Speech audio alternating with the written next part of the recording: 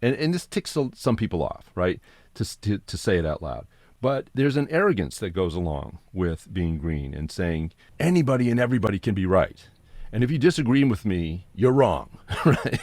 It's this paradox of everyone should have an equal voice, but not you because you're red and you're, it's like not you because you're a businessman and not you, it's like, equal, but not that kind of equal. yeah, some people are more equal than others.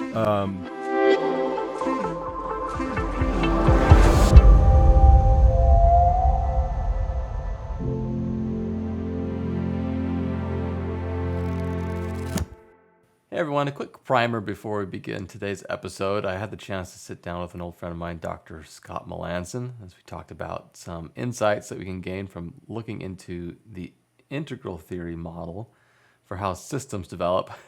And I figured we go pretty deep into this conversation. It might be useful to have a quick primer, a little bit to give you some context of what it is that we're talking about in this episode. In this episode, we'll talk a little bit about what's called the Developmental Staircase. And this is related to a model that was put out originally by Ken Wilber that kind of helps describe how systems develop over time. As a team develops, as an individual develops, their mindset will change. The things that they focus on, the things that motivate them to achieve certain things will change over time. And naturally, they go through different stages. Well, in this model, these stages are labeled as colors. You have red, amber, orange, green, and teal are sort of these big stages that people go through. And so to give you a quick sort of starting point, orange is a stage that as a society largely we find ourselves in today, transitioning from sort of this orange perspective into the green perspective. And so to give you a sense of what these two different sort of paradigms feel like, the orange paradigm is the achievement-oriented paradigm. So this is any organization or individual who is largely motivated to accomplish more for more's sake, right? So achievement for achievement's sake. So any organization that largely their goals are oriented around this idea of, well, last year we made this amount of revenue. Wouldn't it be better if this year we make this amount of revenue, right? More is just better because it is, right? That perspective that a better number, a faster achievement, higher production, something that you can measure as being an increase is a better success. That largely represents what the orange perspective is about. Now, as an organization starts to develop, eventually they reach a point where they start to realize, well, how much is enough? Yes, we can accomplish more, but does more always mean better? We're making lots of money, but what are we doing with it? Right? We're achieving these numbers, but what difference is it making? That's kind of where this perspective of kind of like the green mindset starts to develop in any system, an organization, or a team. So there's stages that we go through. In our conversation today, me and Scott, we kind of talk about the orange mindset, the mechanics of some of how that leads into the green mindset. We talk about some of the shortcomings, the pros and cons of each of those, but we also talk a little bit about what comes next. How can a team, an organization, continue to develop their mindset to reach levels where they can understand the world in an even more complete way? And so what's interesting about this developmental model is that as you continue up this staircase, there is kind of a unique challenge from moving from a green perspective or mindset, purpose-oriented, which is a wonderful thing, but there are shortcomings there, and there's a challenge in how to continue to kind of cross into that next stage. In the model, it's called a chasm. It's a little bit more difficult to advance from the green kind of paradigm to the teal paradigm, what comes next, and the reasons are kind of subtle. And so this is what we're talking about today in today's episode. We talk a little bit about how teams change in their mindset over time, what becomes important for them, and how you can understand a little bit of that yourself and your own teams. And I hope the discussion proves to be useful for you. If you enjoy thinking about your teams this way, I also invite you to come to elcadeo.com to check out some free resources that we've created for leaders and founders of teams who want to learn how to help their teams to grow into the next level that's right for them. So check that out after the episode, and I hope you enjoy. We'll see you there. Cool. Well, thank you, Scott, for meeting here today. Oh, yeah, it's always a pleasure. For any of you who are going to get the chance to know Scott over the next few times that we'll see him, Scott's an old friend of mine. We worked together several years ago. I've learned a lot from Scott, and so I plan on bringing Scott in more often to some of the things with the course, so we Just can all learn ask. together. Just I think ask. he's a great resource. But high level, I think in particular, some of the things that I learned about first from Scott is some of the things that we've talked about in the course on the developmental staircase, the color spectrum, a lot of kind of the integral theory related topics. You've spent a lot of time learning about that. Obviously, you introduced me to that first. Your thesis that you wrote was kind of related to that. I mean, certainly related to autonomy, autopoiesis, and that kind of thing. But I thought, why don't you give us a little high level overview of where you've been, some of what you're all interested in, and some of your expertise, and let people know a little bit about who you are, Scott. Absolutely. Thanks, Logan. Yeah, we had quite some times back at our old company. Yeah, in my previous life, I was a college professor, so hence Dr. Scott. I got my PhD from Purdue University. Basically, what I talked to you about years ago was my discoveries of integral theory, and clearly you were I was fascinated by it. You were. And one of the things that I do remember is that we almost immediately started to apply it to our own environment, our own social environment, our own company. It's like, there's a lot of orange because we are an orange-dominated culture, economy, and especially if you're in the tech sector, you're just gonna be orange everywhere, And so my point here is that we were immediately making these connections to the people around us, to the situations we found ourselves in, and it kind of grew from there. And it's like, well, if we can see it so immediately, and we can kind of deepen our conversations and our analysis of this, how do we share this with other people? Because it doesn't take long, I think, and I think it's definitely for you. It doesn't take long to kind of see where this, what sounds like a true theory, becomes concrete reality pretty quickly once you just start thinking about it. And then you can't stop thinking about it, right? And this color is everywhere. It's kind of a blessing and a curse, So yeah, I'm so happy. I have to say, I'm really happy to see what you're doing with it, and I'd like to see a lot more training and team building development and training around how to develop a team to adopt this. I mean, I really feel that if that's adopted more widely, it can help make some pretty significant changes in the way that we live, in the way we do business, and the way we are in the world. And we all know we need to make some changes. Yes, exactly. I think everybody would kind of agree with, things could be better.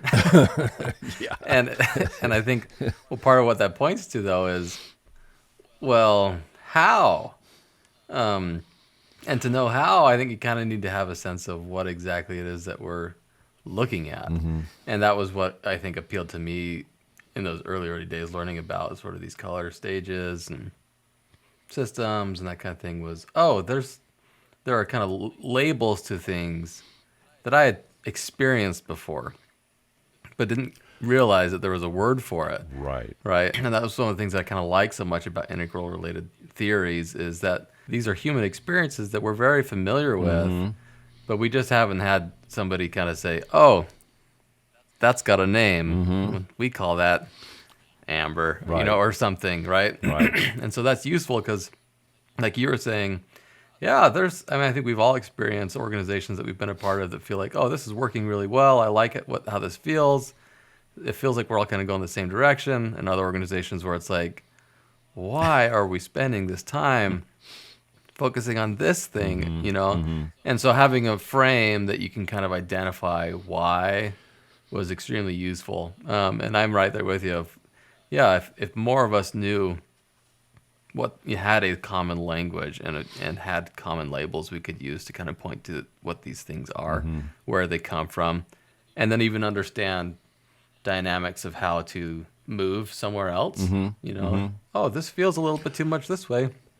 I can sprinkle a little bit of this and maybe try to shift this to something that's more palatable. That's extremely powerful. And it's developmental, right? I mean, that's the whole that's the whole point, is that there is movement, right? There can be movement. There's movement through history. If we look at prehistorical, human beings, we can see a lot more. For obvious reasons, we can see a lot more red, which is more impulsive, more. I need to survive today, right now. I got to pay attention to whether or not I'm, in pain or have been poisoned, or, whether or not there's food that I can put in my mouth. Going through, the development of civilization, which called for amber behavior, and then, if we really fast forward, and I'm grossly oversimplifying this, of course. I'm just tossing out some examples, but if you really fast forward to like the industrial age, and I know we've talked a lot about this, if we look at the Industrial Revolution and how orange, becomes the kind of glowing, this is like when we can quantify, when Henry Ford can pump out that many Model Ts at this, very specific rate per hour, per day, and make this amount of money. And we see this whole idea of someone's innovative mind can alter things, right? Turn us into a nation of people who drive, right? Not just employing these people and running this line, but also affecting the economy, affecting our society, and all of that. So orange becomes the dominant color there. But so we can see it through history. But we can also see it in individuals as well. That doesn't mean there was nobody orange in 80 BC, right? It doesn't mean there was no one who was teal or green or whatever. It simply means there was something that was predominant, and that the entire population became more of something because of certain movements and leadership. But it's developmental, right? Getting back to that, you can move. But one of the laws, if you want to put it this way, of this stair step is that you can't leap over a color, right? And it's the nature of sort of holistic structures, right? The nested, they use the term, you were talking to your brother-in-law about, the Russian dolls, right? One thing inside of another. I think, that's a great visual. Each level transcends, I'm quoting Ken Wilber, transcends and includes what comes before it. So there's definitely a gradation between them, and to understand them, you have to see what's being taken and what's being left behind and what's being anticipated in the next. But it's a natural evolution. It can happen on an individual level. It can happen in a community. It can happen through human history. But there are certain principles involved in terms of how a holistic system is going to grow, and there's a tipping point, right, after green. And I'll hold back on that because I'd like to talk more about what the heck that all is. I think it's interesting, kind of like what you're saying, where these are stages that they lean into each other in a sense. You can't skip stages; they're each kind of necessary. One example that is kind of an easy one for most of us to think about is sort of this idea of orange, a mindset where more is better, right? Where anything that can start to be measured, you can say, hey, we're producing 4 cars a week. Well, that's great. You know what's better than 4 cars a week? 10 cars a week. You know what's better than 10 cars a week? 50 cars a week, right? And then as you produce more and more cars, you start to reach a point where you say, well, is 5,000 cars a week better than 4,000 cars a week? Is it? Right? And you'll naturally start to reach a point where you say, why? This is sort of the plot of a lot of Hallmark movies, where it's like, yeah, I'm making a lot of money. Well, what's better than a lot of money? Even more money, right? And so that's the orange perspective, right? And then, of course, the plot turns where the person says, I wonder if this is more than I need. I wonder if there's a purpose that I should be striving for instead. So that's kind of a classic example of orange starts to make way for green. When you're in sort of the orange paradigm, you can kind of imagine like numbers across your table where it's like, here are a whole bunch of different numbers and more is better. But as you start to reach sort of the green paradigm, it's sort of like this filter that says, actually, not all numbers are created equal, and not the numbers that are the highest or the best. There might actually be lower numbers that are in a sense better for a different reason.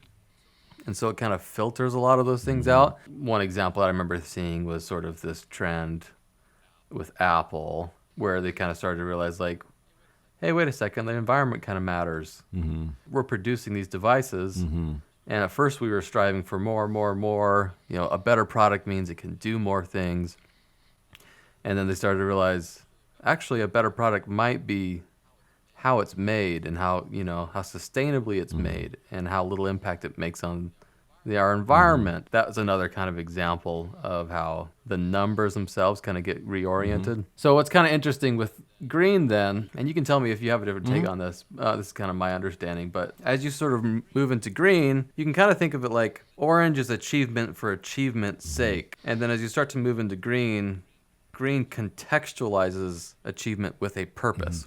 And then that same sort of pattern kind of happens too, where now you have purpose, right? And there's lots of different types of purposes that people could strive for. And all of those purposes are sort of on equal playing field. You know, where it's like, this purpose seems meaningful to me. Well, this purpose seems meaningful to me. Well, this purpose seems meaningful to me. And there's lots of different purposes that an organization might try to pursue or an individual might try to pursue. And then the same kind of thing happens where it's like, well, which of those purposes maybe is most important? Well, it needs a frame.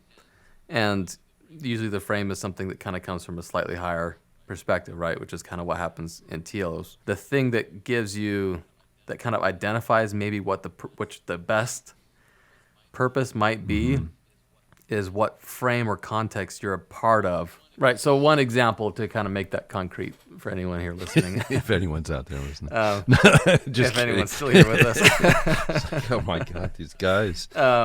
Is think about like a sports team. A lot of different players will have a purpose that's meaningful to them.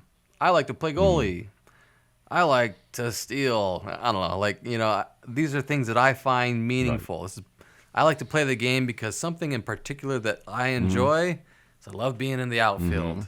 And that's I like it. It's a purpose that I enjoy. So you could have, as you're playing a game, there could be multiple purposes that kind of people are trying to figure out what's the most important purpose that we should have in this game. All of them are sort of at an equal playing ground when it's just green and it's kind of glory days. You know, all the different purposes are like, who am I to say that playing goalie is better than playing midi or forward or something? You know, like you have your purpose and I have mine. But as you start to look at a perspective of, well, we are all part of a team. This team is going to, we hope, exist into the future through time. Well, what's the story going to be that we want this team to play out as we see it continue through time? We all talk together about what that story might be. As we talk about that story, we might make some conclusions of, well, we want to succeed. We want to be kind to each other. We want to be a type of team. We want to see a certain type of future.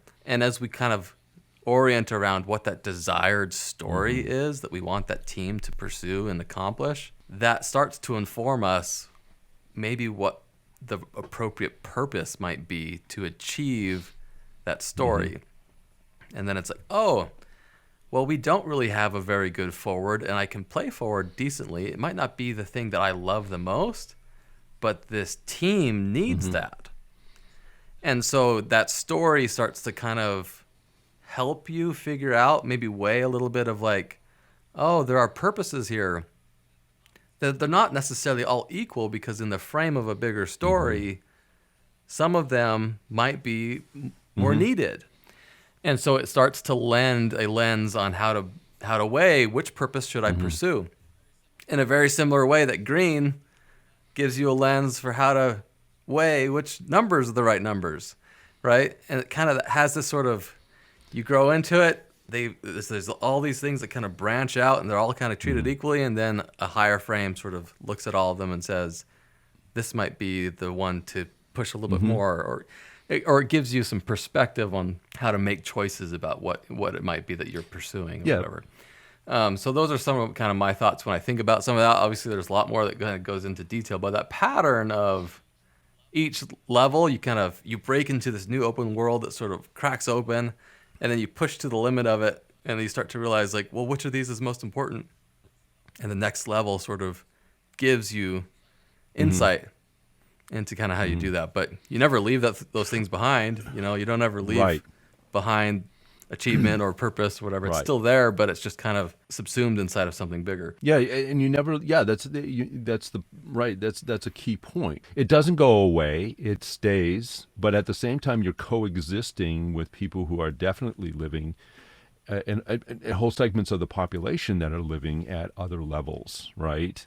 So the whole idea that we never lose anything, right? And each of us individually can go back to red or amber or whatever. I mean, we can go back, we can go forward, whether we want to or we don't want to. I mean, you find yourself, God forbid, in a life-threatening situation, and you better be red, right? If you're going to survive in that moment, you're not going to be like, oh, what does this mean, right? In the greater, 100 years from now, when we look back at this revolver that's sticking in my face, it's like, protect yourself, for God's sake, stay alive. And we have that capacity to go back to it.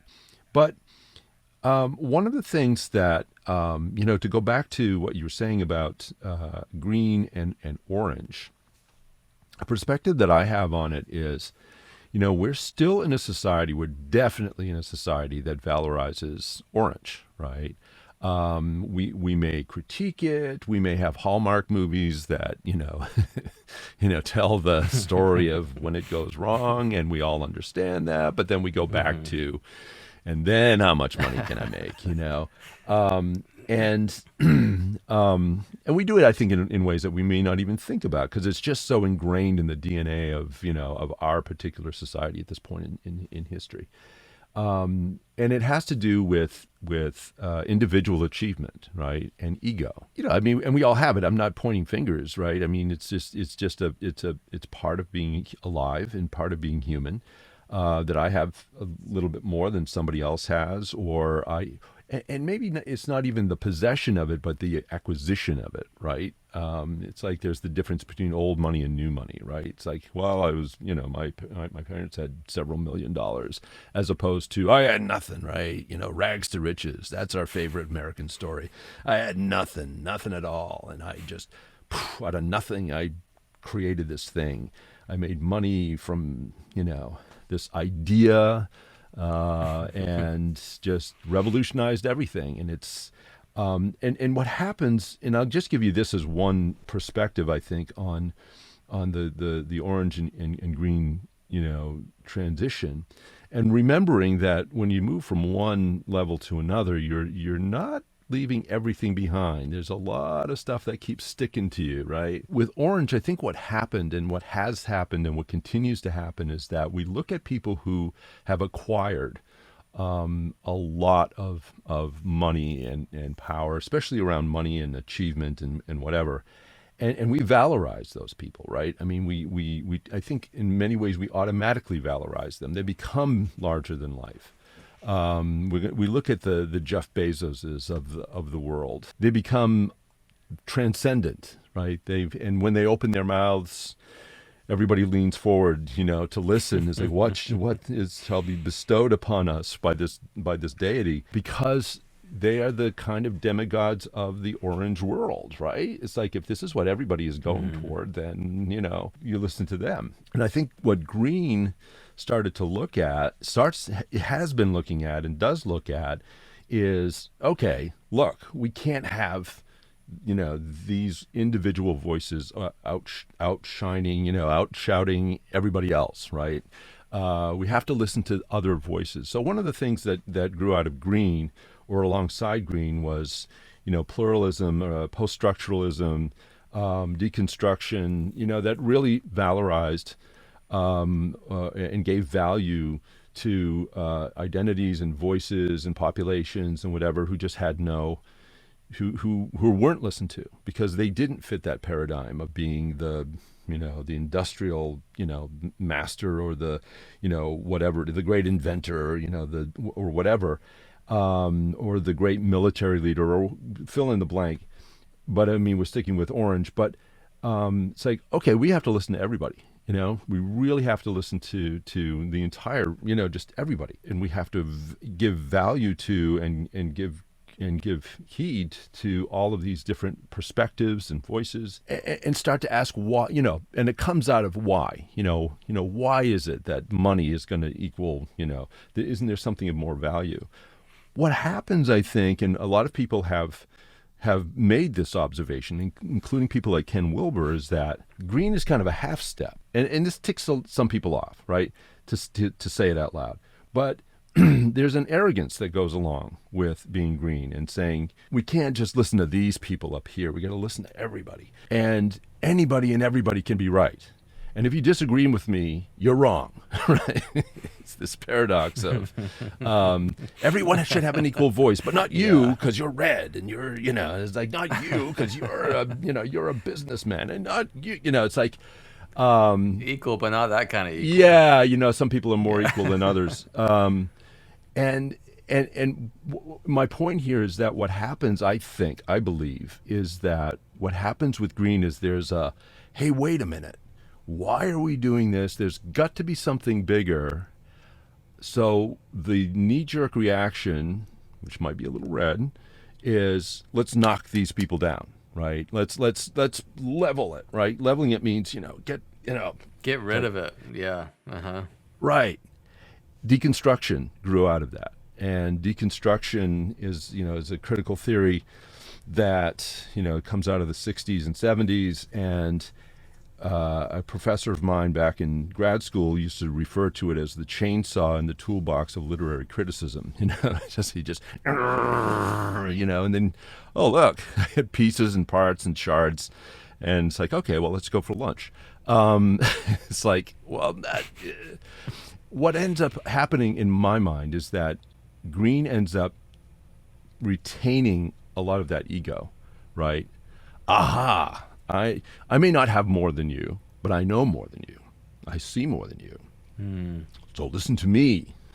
All of you come to me and listen to me. You're all equal. Shut up, I'm talking right now. Sorry, it's really bad. I mean, it's really, I'm totally characterizing this, but the ego is definitely still there, and it's actually referred to in a lot of times as the mean greens. Right? It's like they get mad, right? Not all of them, but I mean, there's an anger that goes with it. That's a revolt against it. And I think it's natural in a lot of ways. But I think with teal, it's another step, and it's not just another step. It's actually a leap. It's a chasm that's crossed.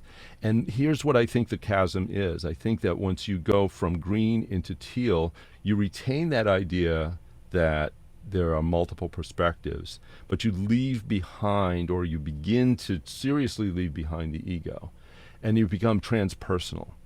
And it truly becomes the purpose, right? It's like, what is our purpose, and how do we achieve that purpose? Am I going to get hung up, right?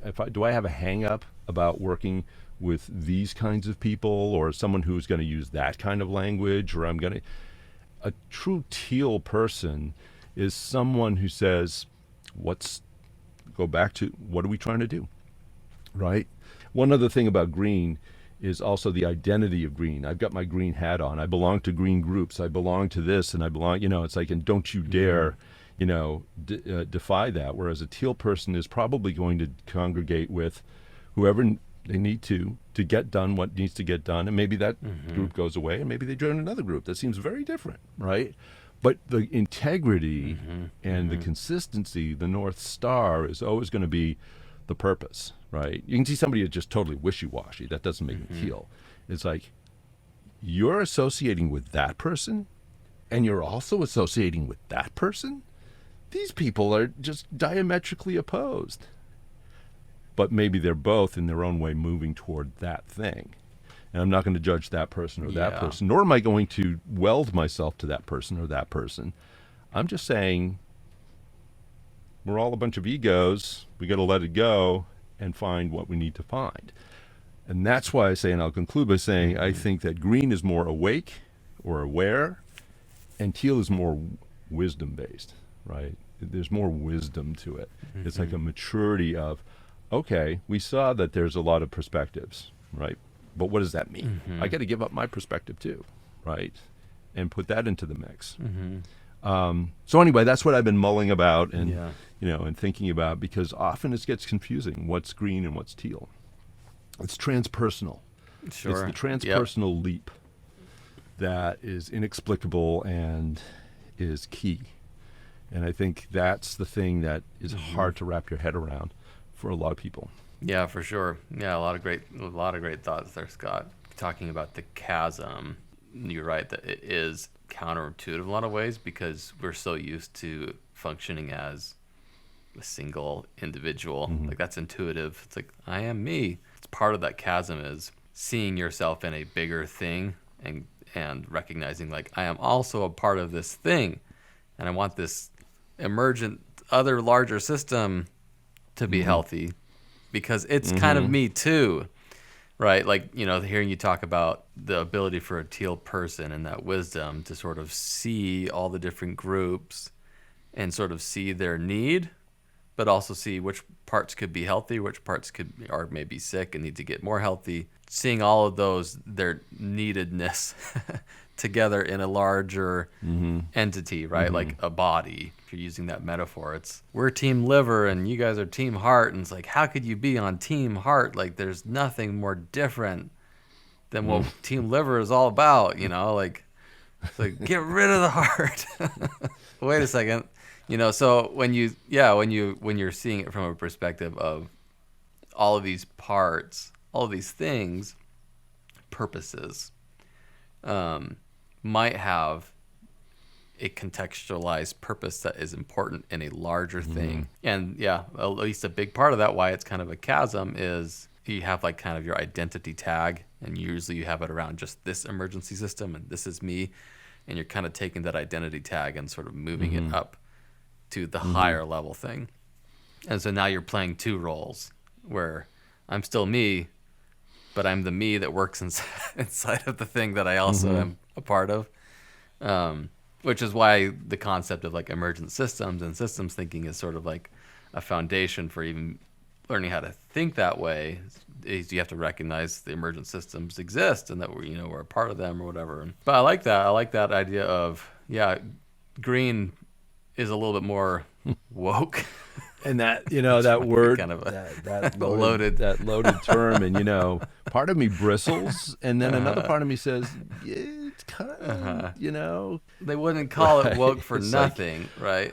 I'm awake and you're not, so shut up, right? It's like, Right. and then wearing it as a badge, and wearing it as armor or as a weapon or whatever metaphor you want to use, rather than, hey, I see this, so how do we all, right, achieve something together? It's more like, I see just how nasty you people really are, and I'm gonna tell you. It's like, okay, now what do we do? Yeah. Yeah, it's a way forward. Like when you were talking, I was thinking about, like, Steven Pinker talks about the world is improving, and he has these metrics of all these things that we use to measure sort of suffering and growth and progress, or like suffering's down and crime is largely in the big picture of things throughout human history. Wow, we've made a lot of progress. Capitalism has done so much for reducing poverty, like huge. I see, I hear you about the the challenges that there are with capitalism. I get it, and that's kind of the famous saying of like, it's not perfect, but we just haven't found anything else that works better. Yeah, we should look at sort of what capitalism does well and say, holy smokes, this is amazing. But when you start to wake up to its shortcomings, the solution isn't, let's destroy capitalism. But I think it's something more of like, well, how can we sort of push forward and still include all these wonderful things from Orange Achievement? Right. But can we run that machine with something that doesn't necessarily have some of those shortcomings as much, if you know what I mean? I like that. There's sort of a pattern of achievement, then waking up to what's the purpose of this achievement. Achievement for achievement's sake is kind of dumb, but that doesn't mean we should just destroy the machine. But maybe we need to figure out how to incorporate this into a larger body that has something that's more of a united vision. One of my favorite movies is Jaws, right? Steven Spielberg's, the one of the probably arguably the first blockbuster movie, in American cinema. You can see all kinds of myth, right, in there, right? I mean, it's not new, right? It's the story is old as, you could see Beowulf, right? I mean, the beast in the water, then must be, it's like it's perennial, it's archetypical. But anyway, there's a scene in there, where you have Captain Quint, who is the, he's like, the stereotypical kind of the pirate, and the tough guy, and he's Ahab, right? I'm gonna get the white whale, I'm gonna get the white shark, I'm gonna get the, and then you get Richard Dreyfuss's character, who is, who's very, very green, right? I mean, he's very, he's kind of from the hippie new generation, very wealthy, got all the latest equipment, and there's this war between them, and it's like, what are you, some kind of astronaut, going down there and all your tools, all your, gauges and all the rest of it. The shark is, eat you alive, swallow you whole. And, they're just constantly going at each other. And then there's a point where the boat is sinking. Right, the shark has been attacking the boat. The engine's conked out. The boat is sinking, and they're being circled by this gigantic monster. And there's a moment of Quint looking at Richard Dreyfuss's character, Hooper, sorry, Mr. Hooper, and says, in a very humble and reasonable voice, says, looks at this hypodermic needle that Richard Dreyfuss wants to put into the shark from a cage under the water, and he just said, "Can you get this little needle through his skin? Like, I want to know more about this, right? Like, I'm going to stop yelling at you. We're in big trouble. Let's look at your equipment and let's talk about it. I know sharks, right? I know sharks. He has a whole backstory on, surviving sharks. And Hooper, is the gung-ho guy with all the toys. And he's like, let's talk about whether this could work, right? And I don't know, it's just this one of those magic moments in film and in acting where it captures everything, the shift. It doesn't have to be overdone. It's just a moment that comes and goes. But it's like, okay, we are diametrically opposed, and now we have a common enemy, and we want to stay alive. Now let's talk about your toys, right? Yeah. And whether or not they're going to work. And it just always struck me. It's less about an intellectual monologue that's had, and more of a, wow, this guy's character is like the switch has been flipped, right?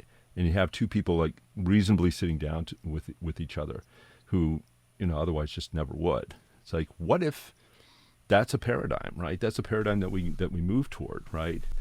Yeah, your Jaws story it kind of makes me feel optimistic, but also slightly terrified for what's in store for us kind of globally. We're like, because I think that is sort of the pattern is there's something beautiful that happens, like, encapsulated in that moment where these different people align towards a greater vision.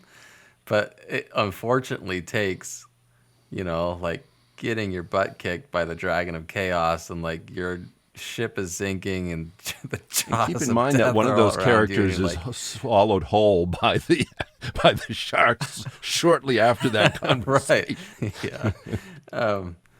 And so I sort of see that same pattern of, I think, largely sort of globally what's happening is we're in that state of just like contention, the seizing, like the pieces aren't working together. There's chunks that are seizing in the machine. There's all smoke. There's squeals. There's it's the same thing that happens when people learn to dance together.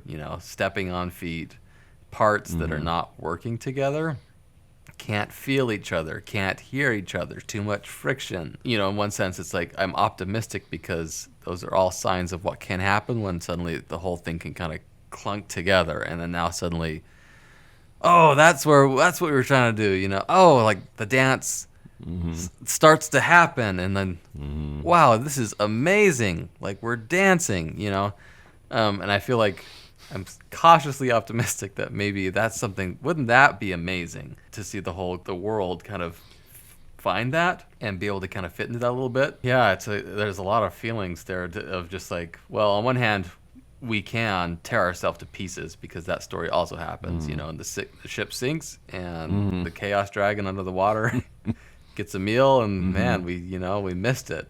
But there's something amazing that can also happen, that seems to happen, which is that we break into something new. What's tricky about the levels and the colors, one of the things is you can't leap over a color. And the other is you can't see the other colors beneath you, if you want to use that, beneath, until you transcend it. Like you can't see the color you're in. You can see what's below you, but you can't see it until you transcend. And then you can see all of that. You just can't ever see where you're sitting at, right? And that's where wisdom comes in, right? Going back to the wisdom traditions. I think there is hope, but it's going to have to come from people who are willing to be really vulnerable and brave and work at transcending that ego and doing hard work. This all sounds really great, and it's like, but at the end of the day, it's hard labor. I mean, it's labor. It truly is. It's one of the hardest things that you can ever do. When we talk about how nice it sounds and what's possible and stuff, it's like, well, why isn't anybody doing it? Well, because it feels like you're killing yourself. Well, what did you just say, right? Killing yourself. What is yourself, right? That fundamental question. Maybe you are, right? Exactly. Killing your ego. And your ego it's pretty resilient, even in people who don't think they have. It'll fight. It'll fight tooth and nail. Yeah. So it takes a lot of awareness, and then there still is that incredible sacrifice of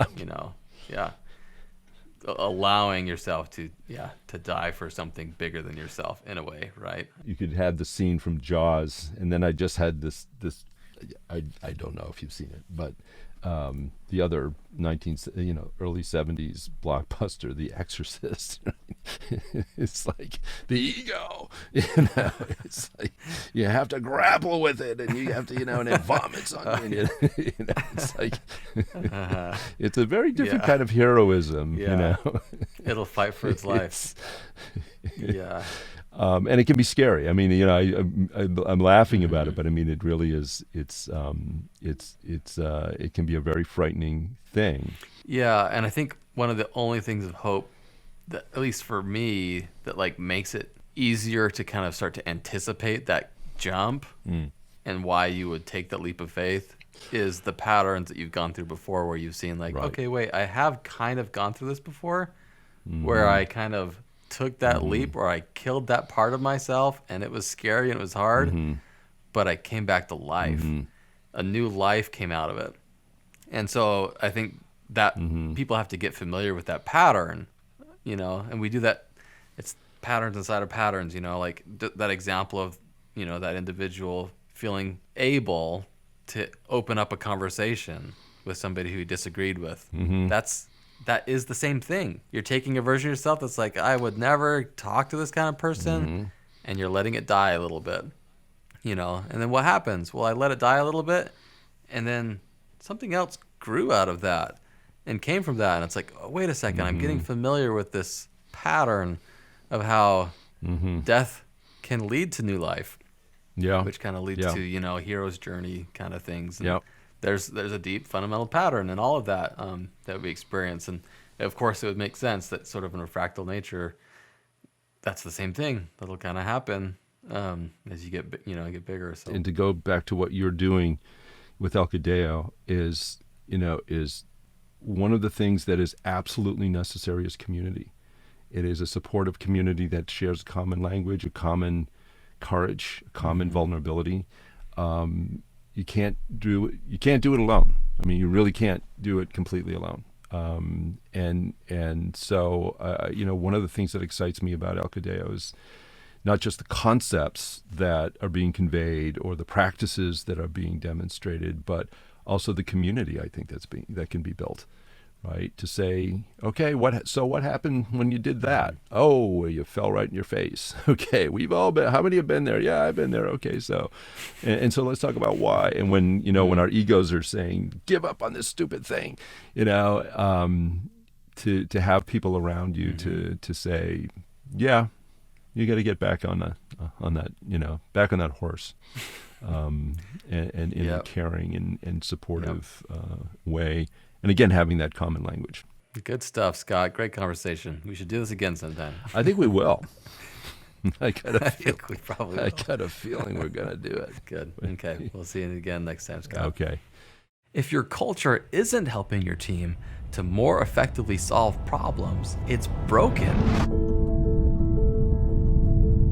For as long as we've been human, we've been organizing ourselves to get stuff done. But how do we do this well? Is there a best way to organize a team? The rise of more remote work and hybrid work that we're seeing in sort of this post-pandemic world, a lot of teams are struggling to understand, how do I manage something that is by its nature outside of my control? So to succeed today, your team not only needs to be more engaged and more productive, but your team members need to know how to solve the right problem the right way before you even know that there's a problem, right? In other words, your team needs to learn how to become more autonomous.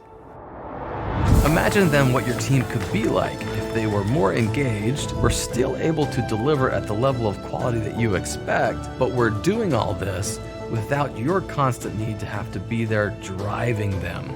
Building a high-performing team culture doesn't have to be a mystery. And it definitely has nothing to do with installing foosball tables or massage chairs in your office. You don't need to be chasing expensive culture fads. Instead, let me teach you how to build a high-performing team that runs itself. My name is Logan Bean. I'm the founder of the El Cadeo Way. Click below to watch my free training to show you how your team can grow into a more autonomous team culture.